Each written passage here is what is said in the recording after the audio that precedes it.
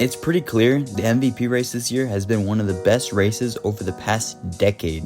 You could make the case that 5 different players could be the MVP. From players like Jokic, Giannis, SGA, and Tatum, all these players bring something to their team that puts themselves above the rest of the league, whether it be offense, defense, leadership, or even all of it. One thing in common with every MVP though is the fact that they arguably have the best stats in the NBA. So why shouldn't it be Luka? Why isn't the man who is averaging 34 points, 9 rebounds, and 10 assists per game leading the MVP race? It's pretty clear that he has the best stats in the NBA. A great comparison to use is other players, and when doing this, Luka is shooting better at the rim than Anthony Davis, shooting better mid-range than Kawhi, better 3 than Halliburton, better on pull-up 3s than Steph, more points per ISO than Embiid, and averaging more points per pick and roll than Trae Young. The first excuse a lot of people bring is the standings. There are countless NBA fans, players, and analysts that think the MVP should be the best player on the best team. And sure, sometimes this is the right choice for the MVP. And when looking at this season, if we go off that logic, Tatum is the MVP. Yet when you look at some stats to back up how valuable he is to them, it's not a great case.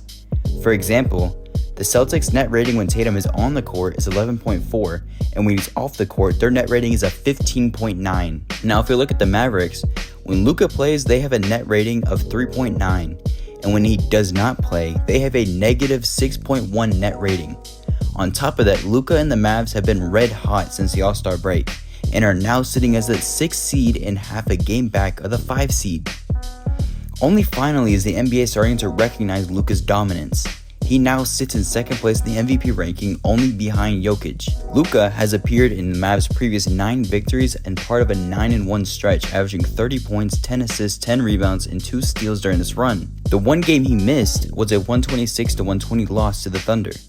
Luka surpassed SGA for second place. The recent success that the Mavs have achieved in the win column has been the sole reason for the Slovenian superstar to move up in the ranks. The Mavs' standings outlook has limited Doncic's MVP candidacy, but after moving into 6th place and still having a possible outlook to move higher, there remains a possibility of upward motion. Dallas trails the 4th-ranked Los Angeles Clippers by 2 games and is behind the 5th-ranked New Orleans Pelicans by a half a game. The upcoming schedule of the Mavs features various highly motivated Western Conference opponents to wrap up a 5-game road trip. Dallas faces the Kings in a rematch on Friday after the blowout victory earlier this week, and after 2 full days off between games, Doncic is questionable to play as he deals with the left Achilles soreness. The last time an MVP won with the kind of stats that Luka has was Russell Westbrook in 2017. And in that season, Westbrook averaged 32 points, 11 rebounds, and 10 assists per game. In 2024, Luka is averaging 34 points, 9 rebounds, and 10 assists per game. Luka has undoubtedly had the best statistical year of his career. The final month and a half of the regular season will really tell us who was out in front of the MVP race.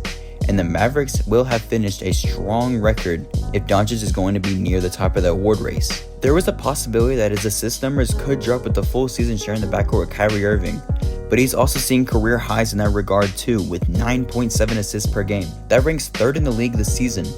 Not just the counting stats, but show you how dominant Luka has been. His true shooting percentage is 63% in the highest of his career. He is the 5th highest player efficiency rating in the league, and he also ranks in the top of the 5 win shares, offensive win shares, and VORP. Put that into further context, Luka is one of just 3 players in NBA history to average at least 30 points, 9 assists, and 8 rebounds over a season, joining Westbrook and Oscar Robertson. The season Westbrook did it, he won MVP, as did Robertson one of the years that he accomplished his feat. Luka is doing that while shooting far more efficient than either of them did.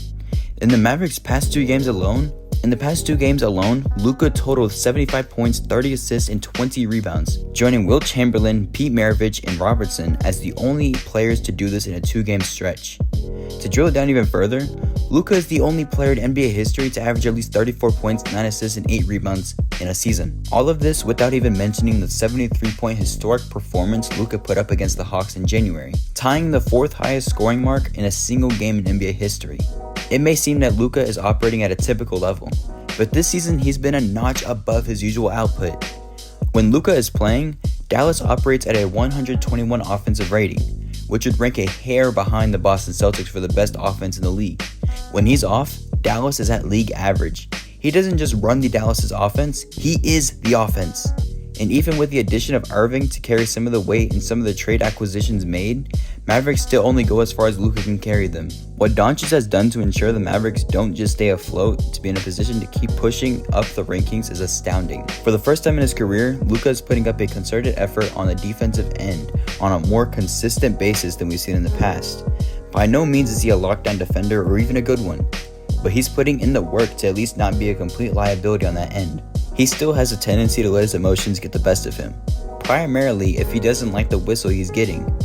Still, when he's locked in, you can tell what Doncic is taking pride in becoming a defender. Doncic has been putting up the best numbers of his career across the board. He has shown accountability on the defensive end, and he has the Mavericks in a position to secure a top 6 seed in the West, despite not having the same level of talent as the other MVP candidates.